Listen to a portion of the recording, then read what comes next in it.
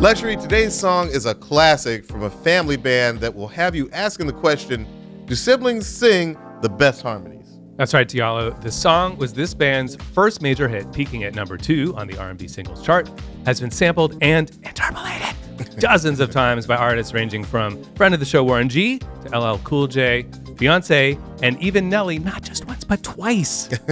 Today on One Song, you'll like it because we like it. We're talking I Like It by DeBarge.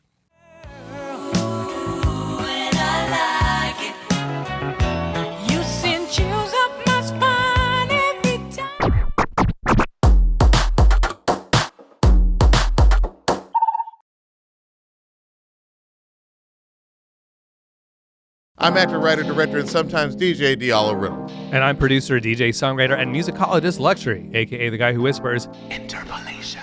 And if you want to watch One Song, please go to our YouTube channel and watch this full episode. And while you're there, please like and subscribe.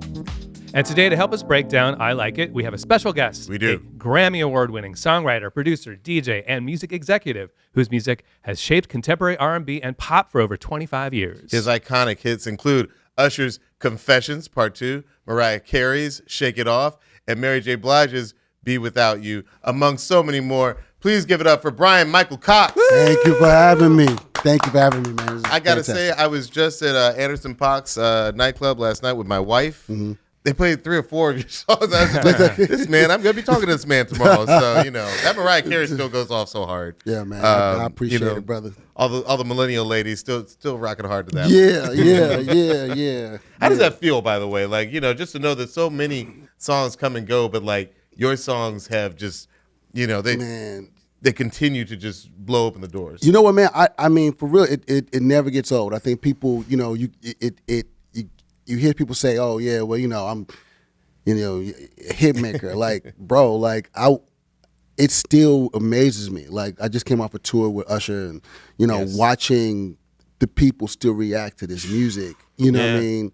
I saw a show in Vegas. Yeah. Oh yeah, that's right. Yeah. He had Saweetie up there singing songs with him and stuff. And I'm from Atlanta, so I always take ATL, great pride baby. in Usher's success. Yeah. I feel like I put him where he is. He doesn't know this. He doesn't know this. I've been working behind the scenes for decades. These songs have longevity. Do you have any feelings or ideas why you think that is? Well, throughout the years, I've had different ideas, but I think now at this point, it's just we've just stuck with it. It's like you really, really just plowed through the storm. You have ups and downs.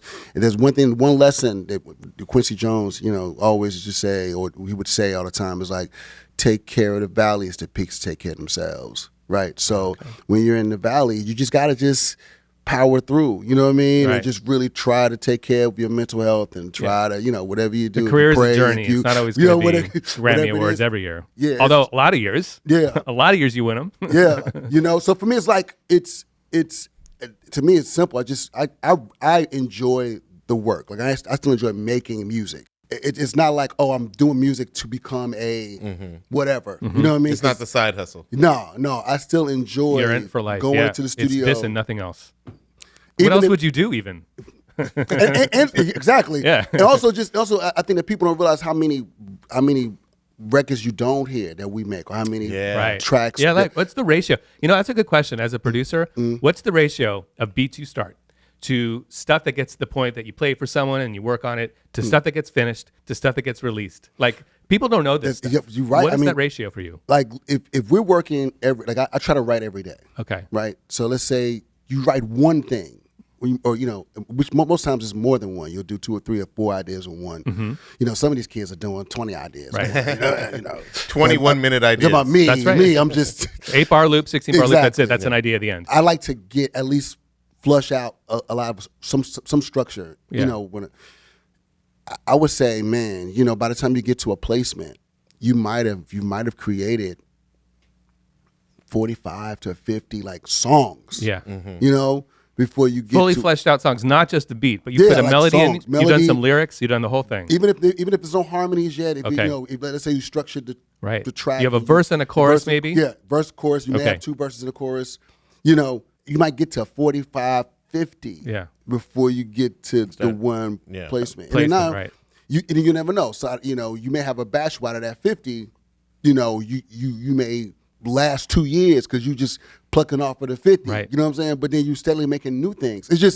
It's a never-ending cycle. And it doesn't even take into account that the ones that get placed, they're not all the singles. Exactly. And not every single makes the top 40 or gets pushed for more than a few days. They give up on it. Exactly. So it's a high, the ratio of what you work on to what hits is really high. Yeah. You're working hard. I got to ask you this right off the bat because I've been on the other side of that board, and I know that there are times when you're like, this song is so good, and then it doesn't get released, or like the label gets weird, or the artist gets weird about it. Is there like one song you're like, man, that's the one song, I don't know, why has it not been released? Like, people need to hear that song. Like, do you have a favorite? Do you have a favorite unreleased song? A favorite unreleased song? Actually, yeah. I got, right now, there's a song right now. There's on Usher's current album, a song called "Believe" that I think that they should have literally put out. It should have been a single, from my perspective. I love that song. I've heard it. Yeah, like the fans were asking for this song. First of all, they didn't even put the song on the album initially. The fans were asking for the song because Jermaine and Usher did like a clip during pandemic. We first of all wrote the song in 2017. Wow. Like, first of all. Secondly, they were like playing songs during the pandemic on a live and played the snippet, and the snippet kind of went viral, and everybody asked for the song. The album comes out, the song's not on the album. So then they had to go do a re-release to put the song on the album. But then I feel like, it got lost because they were going after all these other songs. I think Good was a great way to start, and I think I Believe probably should have came after. Or I think, they just went in a different direction. I believe it's justice for that song. Right, and the reason why it's important, just to drive home the point, is because the difference between it getting released and getting pushed and becoming a hit is money on it. It's like it's food on the table, literally, right? Like track 9, that doesn't get any. It doesn't really help. Doesn't really do anything. It doesn't help. You know what I'm saying? And when you have the fans, when the fans are actually asking for a song, like that's the like. Beforehand, we don't know. Beforehand, it's like, okay, we hope the people get it and they like it. You know what I'm saying? But for you to do a snippet, the snippet goes viral everywhere. It goes viral on X, it goes viral on Instagram, it goes viral on TikTok. Everybody's talking about this song. Yeah. Right. And you guys don't go after that? Like, that's the data y'all looking for. Yeah. I never understand that. It's crazy. One of my favorite Childish Gambino songs of all time is a song called Saturday. He performed it one time on SNL. Yeah, yeah.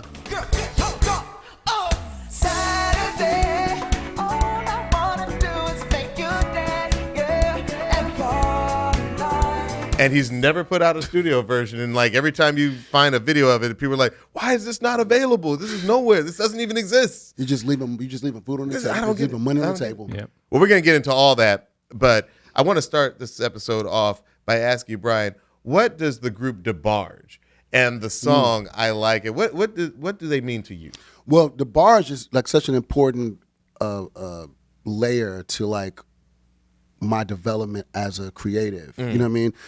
Growing up in a household that was musically, driven, my mother always, I can't remember what release days were back in the early 80s, but whatever those days were, Mama always be at the record store. Back then, yeah, I think it was Tuesdays. Yeah. Mama would be at the record store every week getting new records, new patches, new packs of records. What was your record store? In Houston, there was a record store called Sound Waves. Nice. Right, they had Sound Warehouse back in the day too, but Sound Waves was the Houston you get everything. Sound Waves is actually still open in Houston. Is it really? It's still a functioning record store. And in Atlanta, we had Turtles. I don't think Turtles. I remember Turtles anywhere anymore, but Turtles was great. So I always talk about the year 1982 specifically in music and how important that year is, how pivotal that year is to. Just the music in general, but specifically what's happening in black music, right? Yeah. 82 is the year that Prince comes out with 1999. 82 is the year that Michael Jackson releases Thriller. 82 is the year that George Clinton puts out his first solo album, Computer Games, Atomic Dogs on that record. 82 is when you have Evelyn Champagne King. You got Charlemar's second album, third album. So it was like 82 was to me is like the year that this shift happened. You're coming off of disco, and you're in like this middle of this era they call boogies. Totally. Right? So Kashif on the East Coast, you have Leon Silvers on the West Coast, say. you have, you know what I mean? You're starting to get machines also. That's Exactly. part of it, right? The drum And this machines perfect synths. combination Yeah. of live Right. music I and totally get what you're saying. And the technology. 808. Right. Yes. You know what I mean? Absolutely. You get Jimmy and Terry in 82 Right. doing Oh yeah, Planet their Rock first, is 82 too. Yeah. You know, so it's like 82 was this year. It's just like It was just in the sauce. this music renaissance is happening. You know what I mean? And not to mention you got Toto doing Toto 4, and you got you know what I mean? You got all this Great stuff is too. happening. Yeah. You know, in like late 81, going into 82. Yeah. And this music is just it's some amazing music. And No, I think I totally DeBarge agree. fits. They're so important in that transition. You know, because they had an album before. Well, it's also MTV's coming in, right? So that's another coming- factor, right? So the another visuals factor. start to be important, like what these bands are looking like. Exactly. Yeah, right. Exactly. So you think that DeBarge had an album before that? There may be 2 albums before that. They had that one album before. Was it album- yeah, 1980? it was the one that did nothing. It was like so they had Oh, an we album were before gonna talk about that a that, little coming bit. off of their brothers, and They worked with Switch, Switch, yeah. right. DeBarge. And I don't think any of us know what Switch looks like. I mean, it's just, not for real. Outside, like maybe the second album cover. They Maybe, you know, like it's one of the heads, the real music people. But you make a good point, which is that I feel MTV like changed to everything. know DeBarge is to know like what they look like if Yeah. we saw them. You know what I Yeah. mean? And I think that MTV, you know, it's very important what the group looked like. Yeah. As opposed to those groups in the 70s. Like to this day, I may not. A member of Tower of Power might walk past me, and I'd Exactly. be like, "Hey, who was that?" There's, You know, there's like, an album no. cover if you go to the record store. Otherwise, you might see a flash of it in the newspaper, or maybe it's don't flashed know- on TV. don't- Yeah. For the most part, you're Yeah. hearing it far more than you're seeing Exactly. all these bands. So I feel like All This Love, the album, All This Love, Yeah. is one of those albums just kind of like, wow, like it just kind of pops out. And I like it. It's like, you know, if you grew up in especially in a black household, like those Which one of us did? those parties, those parties, the house parties, Yeah. your mom and your dad, you know, throwing them the little kickbacks and the barbecues and all this music is such a major part of what, you know what I mean? Absolutely. That triggers your memory. So in 82, I'm 5 years old. Yeah. You know what I mean? And I have such a strong memory of this music and that particular song specifically because my Auntie Jackie was a huge DeBarge fan.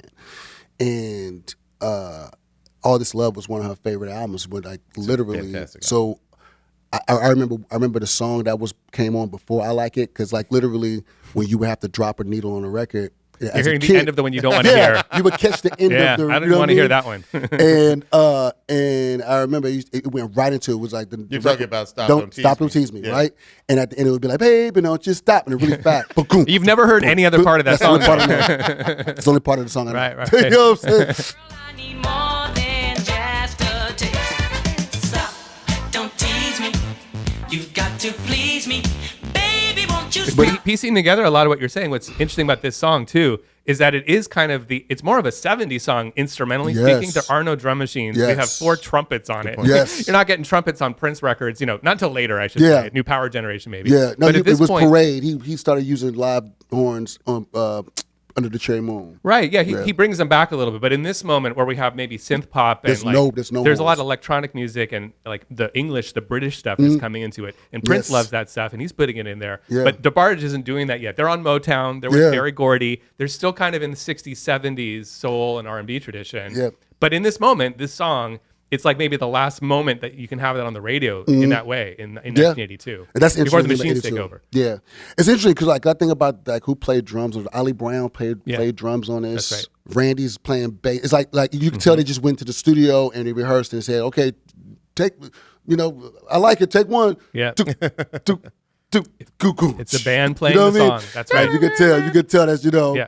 And when we hear the stems, you'll hear that there aren't any loops. Like Randy's playing the 3.5 minutes. play it down. So there's little differences, even though it's just Yeah. a looping bass line in quotes. It's all real performers playing, and there's little tiny differences Wow. across the song. It's so interesting. Human. I was watching something about Greg Fillinganes. And he was Yeah. talking about the bass line on Thriller. Yes, on Thriller. I've seen that clip And he too. was saying that he basically played. He said that's why we as the song goes along, Yeah. they get heavy into the groove because he's just playing that the same thing down. Yeah, because you get into a trance, and that's not something kids today know, producers today know. Because why would you do we it? just loop it. I did it once, and it sounds good. I'll just like copy and paste that for 100 bars. Wow. Yeah. No, you're So right. see, it just goes to show you got to get yourself into that trance place. Into the trance zone and just like repeat that line, and it'll kind of give more life to the music, or a different kind of life. That's sort of how you whip yourself into a frenzy, sometimes speaking in tongues in church, and that goes back to the black church tradition. Speaking of, that's cool. before we get to these stems, let's talk a little bit about the origins of DeBarge. DeBarge, yeah. Like so many black artists, this story begins in the church. And their mom, Ederline DeBarge, was a gospel singer in Royal Oak, Michigan, who, met at an early age a gentleman who we won't linger on, but Robert DeBarge Sr., a white military guy, very abusive guy. We're not going to linger on him, but at some point she takes her family and all these children that she has, and they move to Detroit. They start literally, singing on the street, and it's like a family. It's truly a family affair. And one thing that I noticed when we were preparing this episode is that the members of the DeBarge family, they all have these nicknames, and almost none of them make sense. It's so questionable. You've got Eldra, who becomes Elle. Okay, that one's fine enough. Ederline gets nicknamed Bunny. You've got Mark, whose nickname is Marty with a T. Sounds like misheard. You've got William, whose nickname is Randy. That's not right. There's a story there. James is just James. James is Downey. Jonathan becomes Chico. Daryl becomes Young. And Carol becomes Peaches. These are real nicknames. These nicknames are not like somebody shortening David to Dave. But, they start, singing. They eventually get the chance to work with Switch, which is a Motown group consisting of Tommy and Bobby, which is really one of these groups that, I feel like when I was young and I heard Switch songs, I thought it was DeBarge. Because it sounded like a DeBarge song. And one of the songs that comes out of this collaboration is the song I Call Your Name. I Call Your Name is really a fantastic song. I know that Blake has actually never heard this song before. Really? And I want to play it for him mainly for the intro. Because I want to get his reaction in real time to what I think is one of the greatest intros to any song of all time. Here is the intro. It's fantastic. For the song I Call Your Name. I used to think about immature things. Immature things. Do you love me? Do you want me? Are you gonna call me like you said you was? Is this really your real phone number? I mean, I just felt like he was being so vulnerable in that moment. Especially with, is this your real phone number? Are you going to call me like you said you was? It was that inner monologue that I just think made that song so special. And you can't bring up I Call Your Name without mentioning how it was sampled by Rich Boy and Polow the Don in Throw Some D's. Boy selling it, all them haters wanna check. Tight, no slick, just bought a Cadillac. Throw some D's on that, just bought a Cadillac. I think until this moment, I didn't realize that I had the edited version, but that's from when I used to earn a living as a DJ. And sometimes you get these mixed age crowds. So you got to have that clean version on it. You got to. And let's make sure we don't make the Kendrick fans in the comments mad, because it's also used on. Oh, yeah. That's the way I like it. That's the way I like it. And that's the way I like it. Ain't cooking a smile for none of these bitches. That's the way I like I it. gotta get that loop in there one time, yeah. Oh, but I cannot wait to see that live. They work with Switch. That basically gets the attention of Barry Gordy. He goes into the office with his siblings. They perform for Barry, and he's like, yo, let's do this album. So they do this album, and what can you say? It doesn't do like no make a mark business at all. Like, it's a flop. I think that's pretty safe to say. The one song that comes off of this album, it's almost like they were trying to continue with I Call Your Name. Mm-hmm. Let's listen to it. It's called What's Your Name? Another There she goes conversation. again. Inner monologue time. Is she following me or what? She sure is pretty. Who is she? No, I mean, they didn't have therapy. This was their outlet. Absolutely. for But letting you know their what's feelings out? interesting about DeBarge, the group DeBarge, and the producer, right? So Iris Gordy. Yeah. I was interested if you ever talked to Elle, right, about his frustration with Iris Gordy was that she wanted him to be Bobby. Basically, he's Bobby Jr. Basically, yeah. like because he has the false, he has the he even looks like Bobby. Like he's like Right. Bobby's twin. You know what I mean? Right. Bobby's in Switch, the Yeah, older sibling, exactly. and kind of helps DeBarge get off the ground. Exactly. Yeah. So L is like, but he's like the gift. L is like he got the gift. Like Yeah, everybody right. got the gift, but L got the gift, right? So Iris is basically saying, you know, I'm producing you like Bobby. I need you to sound like Bobby. You know what I mean? That's a lot of pressure. And it's the pressure is crazy. Yeah. So he's like, you know, why you want me to sound like my brother? I want to sound like myself. You know, there was a lot of that in the beginning. You know what I mean? And then with I Like It, it was very specific. She was like, you wish you could sound like your brother. And that's how Wow. that's what pushed him to try to, like, at the end with the falsetto at the end of I Like It and all, like, that's him showing Iris that he could do what Bobby did. Yeah. I know mean, what I'm look, I saying? want to get ahead, but once you get into the stems, I learned a couple things about the song I didn't know. But there's the band. I was going to look for that word, internecine. Yeah. What I don't know. I don't know how to say it. That's like a word you read but never say out loud. It's when the sibling rivalry. Yeah. There's sibling rivalry happening on this song and beautifully coming together in the harmonizing. Yeah. But behind the scenes, and again, we'll get into it a little bit. There's a little more than meets the eye with kind of like trying to get that, the Bobby's footsteps situation. I think. Yep. Another thing that people don't talk about a lot with DeBarge, the group DeBarge specifically, is literally their songwriting. Yes. Like some of the most talented and most incredible songwriting, from Bunny Oh yeah. to L to Randy. Like the songwriting is just ridiculous. Well, I'm glad we bring this up because the group does make some changes after that first album flops. They had James. They had James, They yeah. had James to the mix. And then with him there and with L now feeling a little bit more, I feel like confident in his production, and his production and skill, they produced their second album, which is the one that we all know. It's All This Love, which features the song of today, I Like It. So now we have sort of like, peak DeBarge at this point. And this is where I actually want to stop and say, Brian, you know something about working with a group that has family members in it. Yeah. Okay, you know what that dynamic is. You work with Jagged Edge. Yeah, trust me, I know. Identical twins, Brian and Brandon. Can I ask a question about Jagged Edge? Yeah. In working with Jagged Edge, did you feel like there was something unique about the creative process when the band members are literally family? Right. Yeah. Pros and cons of that, maybe. Well, They might come in like, man, you cut the head off my G.I. Joe 10 years ago. and they're twins. Oh man. So there's a almost like There's a shared brain. In some ways. they'll come to the studio dressed alike, didn't even realize they were putting on the same clothes. didn't Like even that know. kind of, That wasn't a you know what I mean? Crazy. In real Science life, has still not figured that out. like have you walk like, yo, y'all doing this on purpose. Like, I swear we're not doing this on purpose. You know what I mean? Like, I don't even know who I'm talking yeah, to. like, you know what I'm saying? That's crazy. So when you're dealing with twins and they finish each other's sentences, it's really just it was an interesting dynamic for me being that young too. Like we were so young when we started making music together, and I didn't really have time to grasp the dynamic then. You know what I mean? It was kind of like, okay, we were moving so fast, and I was thinking especially working with Brian and Brandon, because they could finish each other's sentences, because they were like basically one brain. I couldn't move fast enough. I couldn't make tracks fast enough. You know what I'm saying? Because they were just so. Because they had their own On to the shorthand. next. Yeah, they were just on to the next. On to You the had next. two voices saying, "Hurry up!" Exactly. So I feel like that was a pro, right? A con is when they would try to be individuals, right? I feel like they would Right. start arguments just to shake the Because they also need to up. differentiate. Yeah. Right.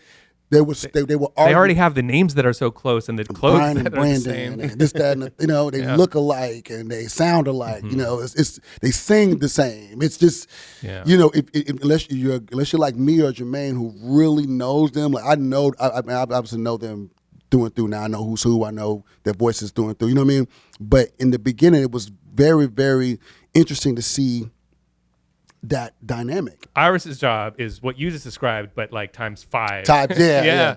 So there's 5 DeBarges. And with Bobby stopping in the studio, yeah. chastising him. And the other 4 siblings You know what I mean? are Like, probably yeah, on the phone every now and then. Bobby's not even in the group, and he's coming in there chastising him, and it's like it's Yeah. a crazy. There's 10 opinions. Yeah, and there's crazy 10, dynamic. Exactly. situations. going Exactly. on. There's a lot of, I'm sure with everybody being family, there's a lot of issues around like credits and also splits that goes on. Oh, absolutely. And this is where this man knows quite a bit. So Yeah. this a little off the beaten path. Stay with me. Mark is the sole writer right? Oh, really? Okay, I didn't know that. Of Stay With Me, right? And it's interesting because L is like, I wrote that too.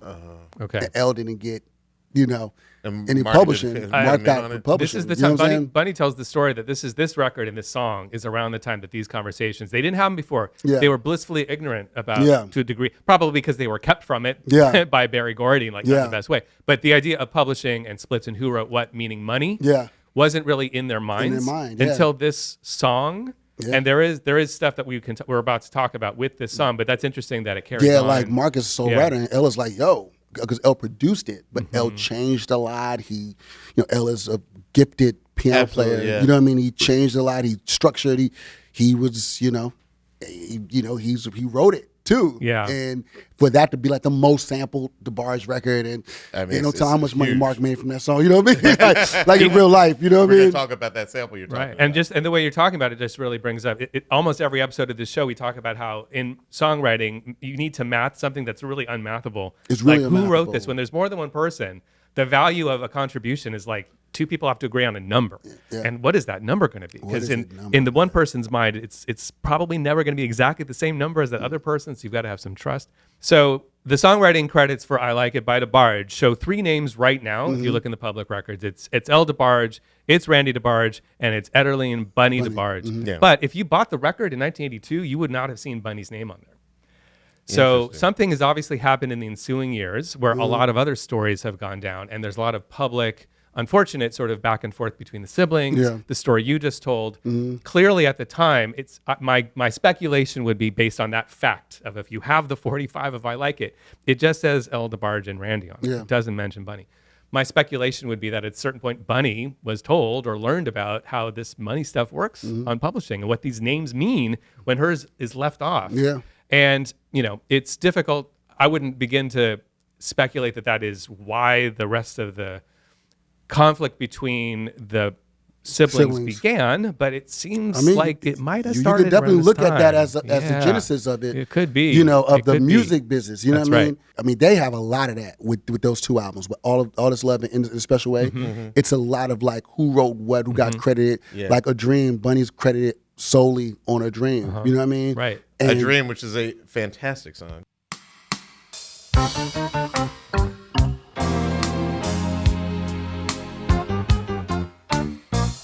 Yeah. Fantastic. And was prominently sampled in Tupac's I Ain't Mad At You.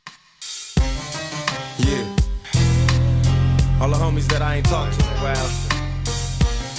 I'ma send this one out for y'all. Blackstreet and you know goes crazy. Oh, yeah, Blackstreet. Yeah, that's And right. then- But they kind of used the Tupac sample, right? Yeah. Yeah. Then El DeBarge, who's the producer of these two albums, maybe the siblings like, well, yo, you producing the album. Yeah, you're already getting paid on that. You're getting production royalties. You're getting Why do you need to get money, 5 or 10 times as much as the rest of us here? Yeah. And then not to mention, Barry Gordy had a plan to pluck L and make him, Make him the so they got a lot. Yeah. Lot there. The business came in and started to unfortunately break apart the siblings and the Yeah. family. Well, after the break, we'll get into the stems that send chills up my spine every time. We'll be right back. Oh, you got to say that the right way. Chills up my spine every time. We'll be right back.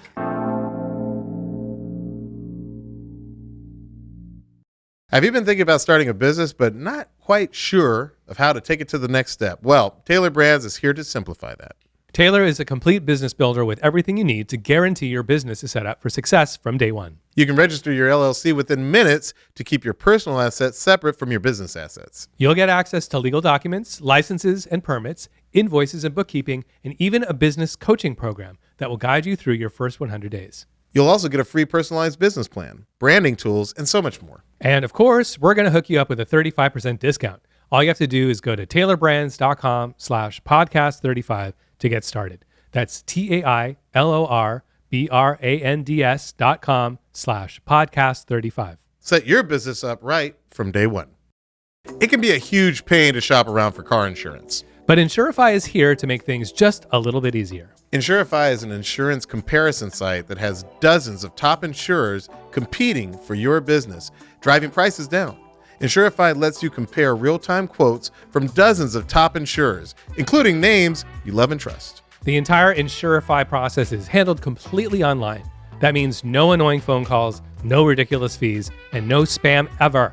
And get this, with Insurify, you can get insurance coverage in as little as 10 minutes. How's that for lightning fast? Your data is always safe with Insurify too. They'll never sell your information, so you can shop with confidence. With over a decade of experience and an excellent star rating from Trustpilot, it's no wonder why Insurify has thousands of happy customers all over the country. Get to Insurify.com to compare car insurance quotes in real time and start saving today. That's INSURIFY.com. Insurify.com. Average potential savings based on initial quotes received by 183,234 customers seeking insurance through Insurify. Actual savings may vary depending on state of residence, individual circumstances, coverage selections, and insurance provider. Savings results are not guaranteed. Tell me if this happens to you. You sign up for something, forget about it. After the trial period ends, then you're charged month after month after month. The subscriptions are there, but you're not even using them. In fact, I just learned that 85% of people have at least one paid subscription going unused each month. Thanks to Rocket Money, I can see all my subscriptions in one place and cancel the ones I'm not using anymore. And now I'm saving more money. Rocket Money is a personal finance app that helps find and cancel your unwanted subscriptions, monitors your spending, and helps lower your bills so you can grow your savings. Rocket Money has over 5 million users and has saved a total of over $500 million in canceled subscriptions, saving members up to $740 a year when using all of the app's premium features. Cancel your unwanted subscriptions and reach your financial goals faster with Rocket Money. Go to rocketmoney.com/onesong today. That's rocketmoney.com/onesong. rocketmoney.com/onesong. Welcome back to One Song Luxury. We're ready to play some stems. Where do you want to start? All right. Well, our guest mentioned Ollie Brown. Do you have, are you an Ollie Brown fan? Oh, yeah. He's incredible. He's used to be, for those who don't know, the drummer for the song I Like It by DeBarge. Started life, among other things, playing with radio with Ray Parker Jr. Parker Jr. So let's listen to some Ollie Brown on drums, starting from that opening pickup. Yeah. Woo. That was the kick. That's what makes it. Oh, you know what? I just noticed. Listen, the kick drum. Yeah. Again. There's like a... Then he goes back 3 on the floor. Yeah. 3 on the floor.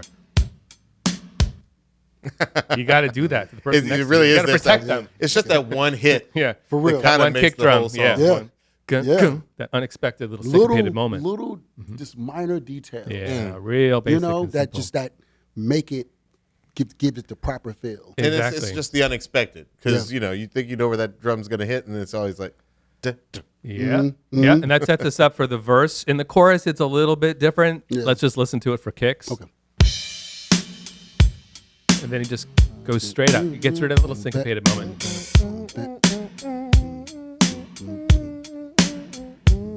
Should I put in a little bit of let's tease a little bit of bass to give us some context.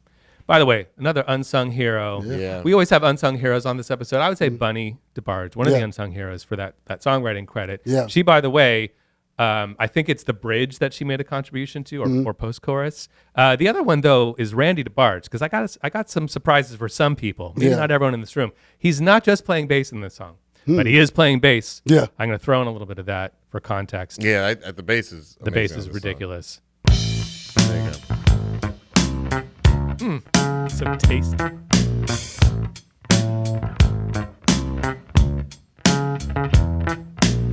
And there's 2 like passing notes, I guess, like those sort of chromatic, unexpected. Yes. The leading tones. Dun, dun, Yeah, dun. dun. He Yep. flattens that note. It gives it directs you to the note it's going to, Yeah. and you can't wait to get there. It's Yeah. so tense, Yeah. but it's delicious. And then finally we have this. Again, it's a bridge. Maybe it's a post-chorus, but right after the chorus, we Yeah. have the second hook of the song. Yeah. And by the way, it's a different singer. A little bit of foreshadowing. And let's hear what the drums do there. Kind of throws in that open hi-hat. I'll give you a little bass. Uh-huh. Funky. Boom, boom, boom, boom. Boom, boom, boom, boom, boom. Wow. Woo. Funky. It's so funky. It's so delicious. Randy's working overtime. Randy's working double time on this Yeah. song. Absolutely. Yep. sounds like they are like, we have a point to prove. Mm-hmm. It sounds like, y'all not just gonna write us off as some. Yeah, You That, know. that first Us album, instrument that players? first album didn't Yeah. do what it was Yeah. supposed to do, but now it's coming back. Yeah. we musicians who play drums and bass, it's 1982. I know Planet Rock's over there with Yeah. the 808s. I know Prince is over there playing with the Linn drum. I know a Yeah. lot's going on. He's got he's on 1999. He's got both, right? He's playing with the Linn drum Yeah. and he's playing live. Well, at this point, DeBarge is not into drum machines yet. Nope. But they don't need them. They don't need 'em. That's all. That's all I wanted to hear. They don't need them. Yeah. Towards the end, we get Randy and Ollie locking in because the last minute and a half of the song is we get a longer bridge and one more chorus, and they just go crazy. And when I say go crazy, I mean they lock in. This is crazy. That loop is just so gratifying. Crazy. You hear it coming over and over again and not be bored by it. Well, but let's move on to some of the other instruments. What do we hear in the keyboard piano family on this song? What Right. are we listening to? Well, again, they're not ready for synths yet. So there are keyboards, but it's a Rhodes and a piano. So Okay. again, back still with the 70s soul funk instrumentation. Still good. No one's mad at it yet. But yeah, they didn't buy the Junos or anything yet. So let's hear the credits, by the way, are to Russell Ferrante, who is in the Yellow Jackets. Yes. Another type of, sort of Tower of Power you mentioned. It's another type of like kind of fusion band of the late 70s. And Raymond Crosley. Not sure who's playing what. Well, let's check it out, starting with the Rhodes, and then I'll layer the piano on top because they're pretty much just doubling each other. And piano comes in. Those chord progressions are so great. That little hook.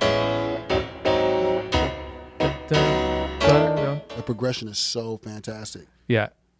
And it's simple, but it's good enough to last the duration of the song. There's a little variety in that bridge. Yeah. It kind of extends it and throws a new chord in there, but Can for we the hear most it? part. Yeah, let's go to that section, the bridge section, which is a little variety, but not by too much. And I'll bring the instruments in one at a time.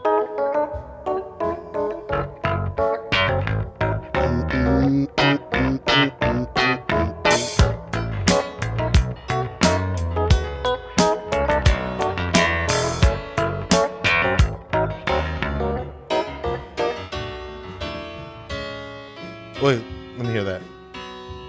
You can hear the drums in the bleed. That's a band playing. I just love this piano so much, by the way. I just want somebody sitting at a piano playing this for me, you know? And you can tell it's a piano player because they're sort of changing Yeah. the voicings as they go along. Add those high notes, but same chords. There's just so much life in that music. Yeah. There's so much life. And we've talked on the show many times about, like, how do we get back to just feeling like life, in the music? Yeah, man. And the dynamic, man. The dynamic of you could tell he's leaning in. Dun, dun, he's like leaning in. Yeah, Like, you can feel the musical communication, like looking can- at the you can drummer, hear like, his let's do posture. this. Yeah. Yeah. You said earlier in the show that, like, the trumpet and the saxophone will soon fall out of favor. Yeah, I in mean, it crazy hasn't happened ways. yet, though. But it has not happened yet. I love the horns on this song. What can you tell us about the horns? All right, so not unusually, but it's interesting, I should say, that it's the horn section is really 4 trumpets, which I think is a kind of one of the characteristic sounds of this song. It is the one thing that takes it out of the bass drums keyboard family. So we've got Mark DeBarge, one sibling, with George Bohannon, Ray Brown, and Roy Popper. And let's just, without further ado, listen to them horn it up. No, I said that. horning it up. I stay with it. He Let's said, horn it up.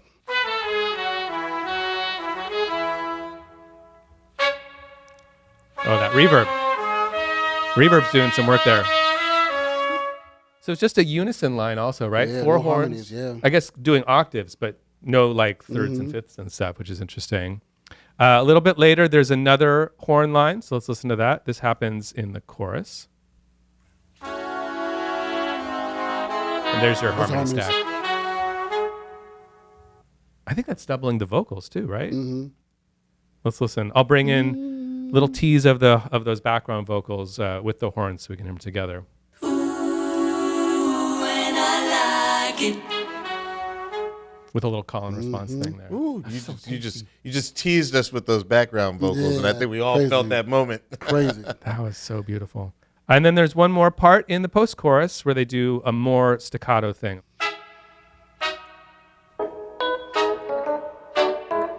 I love bringing one thing back at a time and getting a little lost.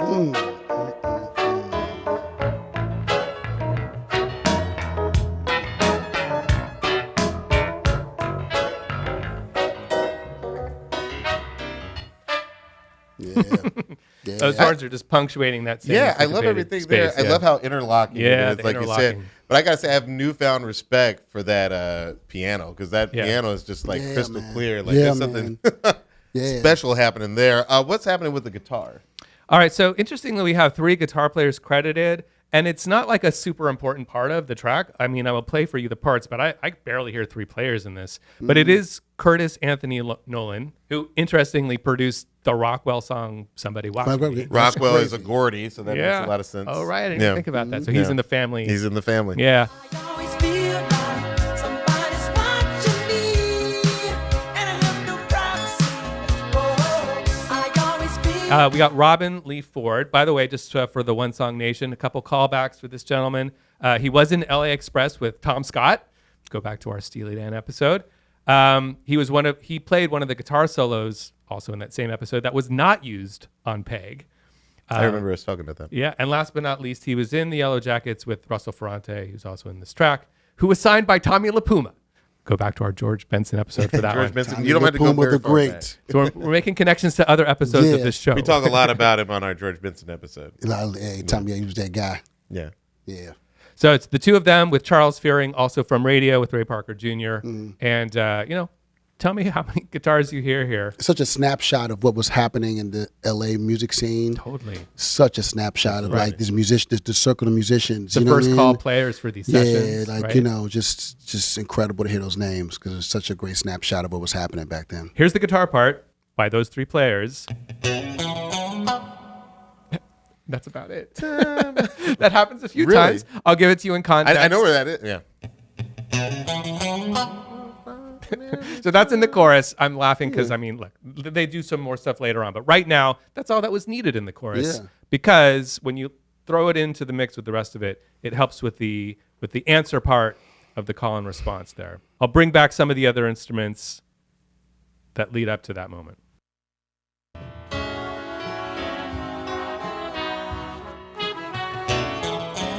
Oh, yeah, nice.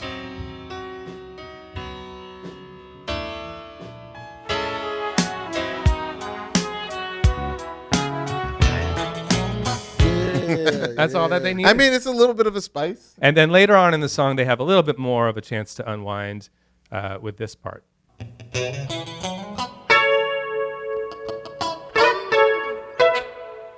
Little context. This is the final bridge.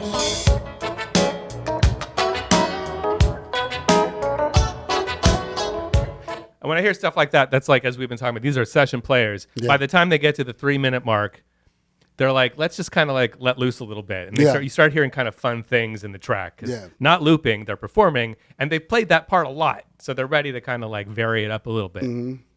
But that is the totality of guitar in the song as played by those 3 players. Wow. Shout out to those 3 players and what they brought to the song. Yeah. I know one thing I love about the song are the vocals. Me too. And I want to hear some of these Yes, man. isolated, wonderful vocals from the DeBarge crew. So where do you want to start? Well, listen, I alluded to Randy DeBarge being one of the unsung heroes, co-writer, bass player of that's, half of that Stone Groove when we just locked in the bass and drums. He shares the song with L, but it's him who starts the song. And it's him that hits that first high note. So I think a lot of people are surprised when you see the video and it's like, hey, that's not L singing and hitting that high note. So let's give Randy DeBarge his flowers and listen to his opening verse. The things you do seem so satisfying to me. I must confess it, girl. Okay, so we get the background vocals. We'll hear them in a second. Don't you fret.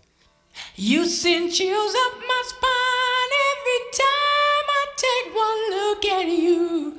Girl, you're blowing my mind with the things you say to me. All right, so that was Randy hitting those 2 high parts. And then L takes over for, I guess, what we're calling the bridge, this post-chorus moment. I like the way you comb your hair, and I like those stylish clothes you wear. It's just the little things you do that show how much you really care. What I love are that. you hearing when you hear these isolated vocals? Well, I mean, for me, it's just the first thing is when you are a family and hearing the similarities and the timbre of their voices, but knowing the difference, like they have their own individuality thing that's amazing, but they have such similar tones, but it just the way it plays off each other is amazing to me. It's You know what I mean? similar but different enough. But Yeah. I did have a hard time finding the moment that Randy stops and L begins. Yeah. I'm sorry. Yeah. I would say with L, you could tell that he had almost like the youthful energy. Yeah. You know what I mean? Randy's more sultry. You know what I mean? More mature. What's wild is that hearing this isolated for the first time, when L comes in, you're calling it youthful energy, but I also feel like there's a little bit of like that Michael Jackson style growl. You know what I mean? Like, yeah. like there's a little bit of that. Yeah. Okay. And you don't Interesting, know. I mean, like this is 1982, so, but you feel like there might be I don't want to say competition. I'm saying like there might be influences going. Oh back no, they and were forth definitely there. in that. They're very aware. It was definitely a bit of that. A lot of that going on. You know what I'm saying? Yeah. I've Definitely. never noticed that before. I knew that the DeBarge family was thought of as, this could be the next iteration of the Jacksons, but not until I just heard that did I hear the similarity with the Michael of that era. Well, it's interesting to hear too, and I want to get your opinion on this, like because like we know for Randy, that was him, and he was nailing it. Yeah. And there's no problems with what he did, but across for the rest of their career together, how much Randy is in the mix? I mean, L kind of gets bumped up to number one, front and center, right? If you had to use a Right. comparison, it's like Yeah. Jermaine and Michael. Yeah. Right. There's If you had to, competition. you know what I mean? Of course, Jermaine there's is on- competition. Jermaine is on all those songs. I'll Be There. Like all them songs, Jermaine is singing. Mm-hmm. He's just as important on those records as Michael. And Right. at some point, That's gotta Michael hurt. takes the. You know what I mean? So, and with Randy, also same with Jermaine, bass player. Oh, interesting comparison. Yeah, You know what interesting I'm saying? connection. Yeah. The thing about DeBarge and Jackson is that the Jacksons, the resemblance is so eerily. It's eerie. The similarities is really crazy because they're both from the Midwest. Right. It was a lot of them. It was a lot of the Jacksons. It was a lot of There's the Barges. Motown. You know what I mean? Both Motown. You have to say that maybe Barry Gordy was because he was salty that the Jacksons left, salty. right? So you gotta say that he's like, I'm about to get the Jacksons again. Yeah. And I'll make another Hove, Yeah. so to speak. Exactly. And let's play a bit into the colorism. It's a little bit of, these cats might be a little more marketable. Well, we haven't talked about that, That's but a whole thing. that's a whole nother You know what I mean? As podcast, far my as- friend. I know, like with marketing, you Yeah. think about how these record labels market things. Like he probably looked at them and was like, oh yeah, they, 5 light-skinned kids. The light- Oh, Light-skinned right. Jacksons. Because in 1982, Michael Jackson's still not on MTV. I mean, Thriller is the beginning of it. They're at the beginning of But it. in early 1982, too. before it's on the radio. And Yeah, Michael right. won Grammys for Off the Wall, but was not televised. Right, he right, won one American Music Award. You know what I mean? Wow. Like Michael was really upset about. Off the Wall sold 10 million records. I mean, and That's right. it's kind of insane. You don't televise. I didn't know. his I Grammy didn't wins? know it was not televised. Yeah, That's they wild. showed the commercial through. It was commercial. He won the non-televised part. So it was like, yo, you know what I'm saying? And another thing to your point about Berry Gordy is that Bunny tells the story about they almost lost their deal with Motown because they had a different management deal. Yeah. And Barry had come in. She tells this, it's a very charming story about how she didn't really understand that Barry was saying, hey, I also want to manage you, which, as we now know, to be double dipping. Like Yeah. management and label and maybe publishing and everything. Yeah, Joe Bet, all that. Yeah. Because it's all Joe Beat, Yeah, publishing yeah, Joe yeah. Bet. So Barry comes in and says, implies that he wants that, but doesn't say it. And they miss the point. She tells this charming story, like they didn't get it. Yeah. So they go and sign with somebody else. Yeah. And then they learn that their album is being shelved. Yeah. And then someone explicitly says to Bunny You need and to her, sign. and her siblings, what that means is if you don't sign with Motown for management, it's over for you guys. wrap. Your Yeah. career is done. So they quickly, on a kind of technicality, get out of their management deal. They sign with and they Motown. sign with Barry. But that's, that's unscrupulous, like to have that triple crazy. dipping. Yeah. But it also shows you how relentless Barry was to replace the Jacksons. You get that backstory. That's really him saying, I'm mad at the Jacksons. Yeah. I'm gonna put all. Yeah, you're right. I'm gonna put all of my double down. my might My into might, right. into My power. getting this. It's a power move. Into getting this group Which off makes the it ground. even Right. more interesting. There's this moment on Motown 25.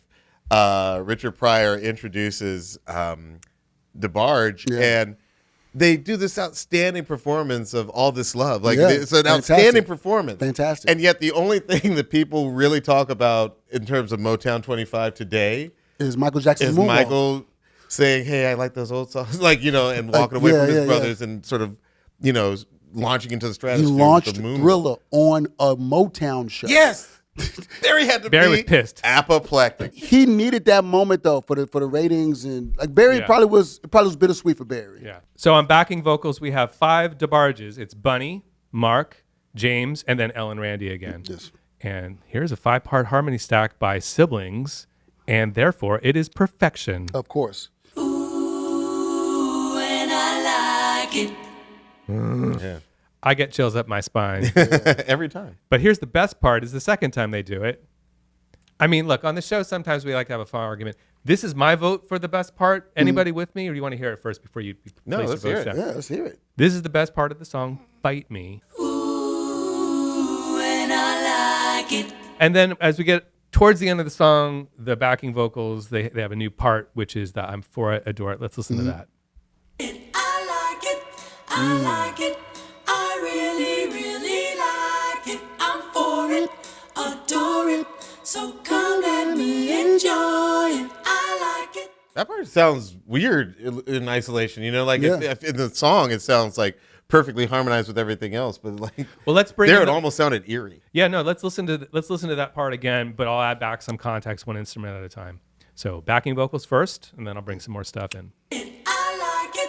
With you, you know exactly what to do. 'Cause you put that fire inside me and make it more than just a dream. You better believe it, baby. Just bass and drums and vocals. You better believe it, baby. Oh, I'm for it, adore it. So come let me enjoy it. I hate hitting stop on this show. I hate doing it. Amazing. What do you hear when we listen back to some of that stuff? I'm curious to I would love to talk to L about what he feels when he hears this music. You know what I'm saying? When he hears his song from 4 years ago. When he hears it. 'Cause one thing, like, obviously he plays it, he's on tour, he does his thing. But like to hear this stuff isolated this way, Right. and to hear really the innocence. You know what I'm saying? right. They sound like kids. The naive aspect of them not even really even knowing what they're entering into from Yeah, music, right. The what period of happened their to them career. in this business. That's what's eerie to me. Like, they sound so innocent Yeah. in this Young, barely teenagers, right? Some of them not out. of Yeah, their teens late even. teens, early 20s. Right.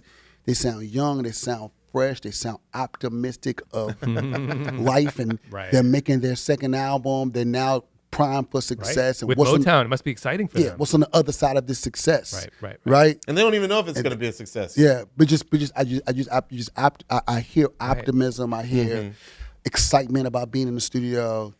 I hear just what I feel is just, I just hear optimism and innocence. When you hear it broken down like this, does it just rev your engine to be like, oh man, I want to get back in the studio right now? Absolutely. Yeah. Absolutely. And it's inspiring because too, people think when you write songs, right? Sometimes we can get in our head. We could be overthink. You know what I mean?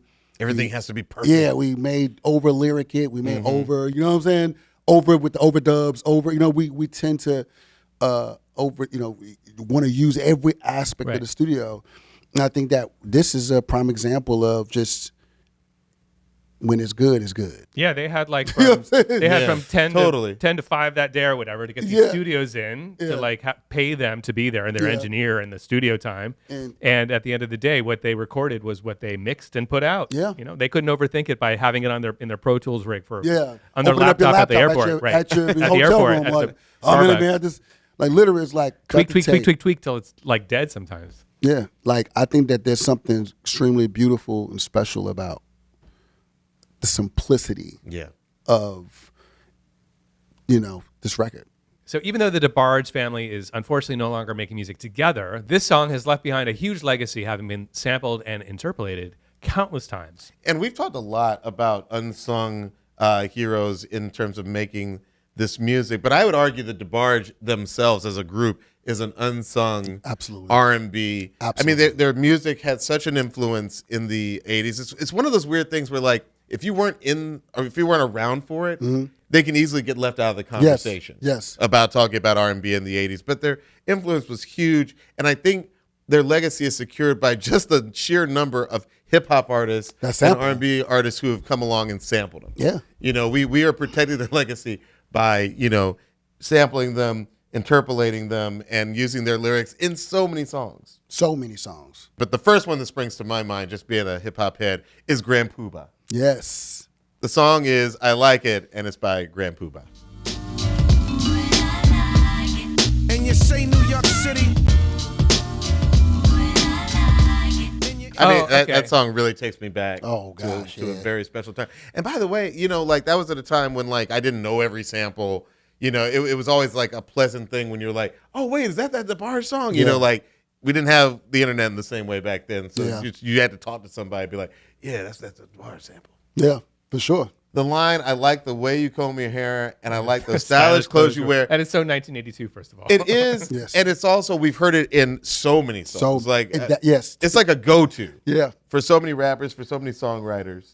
But as a songwriter too, just like it's adorable. These lyrics are adorable. It's that innocence you were talking about. Because then it goes on to it's just the little things you do that show how much you really care. That's so like cute songwriting. That wouldn't happen now. He's like, I like the way you comb your hair. That shows that you care. And by the way, this is a long. The fact that you comb your hair shows that you care. Because if a girl says she ain't combed the hair, then you're just like, does she really love me? Is that really her phone number? Yeah, like you don't he care. goes spiraling again. You don't care enough to comb your hair. She put on some unstylish clothes, which we all have. Yeah, Some of us wear it too often. And Nelly, by the way, has used that many times. Yeah, no, I love how much Nelly obviously loved the song because shows up not just once. So here's "Ride with Me" by Nelly featuring City Spud. Spud. I like the way you brush your hair, and I like those stylish clothes you wear. I like the way the light hit the ice and glint. I can see you moving way over there. If you wanna go and take a ride with me, I like to think that Nelly was like, comb. I don't think she'd use a comb. I think she used a brush. Yeah, she brushes update. It's an update. She brushes her hair. It's the 21st century, man. You got it, Nelly. You got that. Yeah, nah. He. I mean, Nelly. Obviously, I think people underestimate his taste in music. Like Nelly is a huge R&B fan. Like he loves old school R&B music. Like that's his. I mean, that of course that in country music, people. Yeah. And he's also from the Midwest. Yes, he's from the Midwest. Midwest. Keeping that Midwest tradition going. Yeah, and he loves DeBarge, and he loves the song "I Like It." And he likes it so much that he did it again. "My Place" from 2004 by Nelly.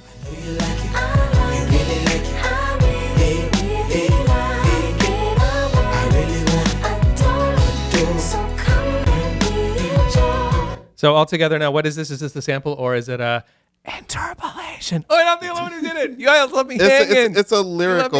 Oh, I'm sorry. It's all right. It's an interpolation. It's a lyrical sample. interpolation. It's a lyrical interpolation. It's a resync. It counts as an interpolation. Interpolation. And we got to mention that Warren G lifted "I Like It" for "I Want It All." I want it all. I want it all. Houses, expenses, my own business, a truck and a couple of pins. I want it all. Brand new socks and drawers, and I'm balling every time I stop and talk to you. Brand new socks and drawers. That is a classic. I want it all. Line. I want it. By the way, I love the fact that like socks and clean underwear made the list of all. Yeah. Warren G. That means a lot. Brand new socks and drawers. Brand new socks and drawers. Love it. Again, we could talk about songs by Beyonce, LL Cool J, so many others that are keeping the legacy of DeBarge alive. I mean, like, it's not today's song, but "Stay With Me." Yeah. How it was sampled for the Notorious B.I.G.'s One More Chance remix. We always say that song changed urban radio. Yeah, it did. At that point, they had to play hip-hop in the daytime, which was such an earth change. Yeah. And I just feel like their legacy is is safe. How do you feel about the legacy of DeBarge? Oh no, the legacy is there. The legacy is safe. It's they have it. It if you know any of the kids, they understand it. They and the talent. The family was so talented. You know what I'm saying? Just a talented group of people. You know what I mean? And DeBarge to me is like, even though their run was cut short, DeBarge to me is in the same kind of like pedigree as for our culture as like a Frankie Beverly and Maze. Absolutely. You know what I mean? Yeah. Like just big time. They're there. They've always been there. They'll always be there. Zap and Roger. Yeah. Like Zap, Roger. Absolutely. Zap. I mean, like certain people that's just, it is what it is. You know what I mean? And DeBarge is that group. You know That's what I so mean? funny because I think that despite whatever, we can't know what was going on in Barry Gordy's head. He clearly thought at some time, I have some New Jacksons, and because they look the way they do, this is going to be a huge crossover success. Yeah. Ironically, I feel like DeBarge didn't really have the same level of crossover success as a lot of other artists did, and therefore they're sort of forgotten. So like when you go to like, your white friend who likes R&B, you'll be like, hey, what do you, they'll be like, oh, I like Barry White, but they don't always know Teddy Pendergrass. Yeah. You know what I mean? And they might know Michael and Prince, but they're not always going to know DeBarge. You know what I mean? It's just one of those groups that, like you said, is like, it's so black.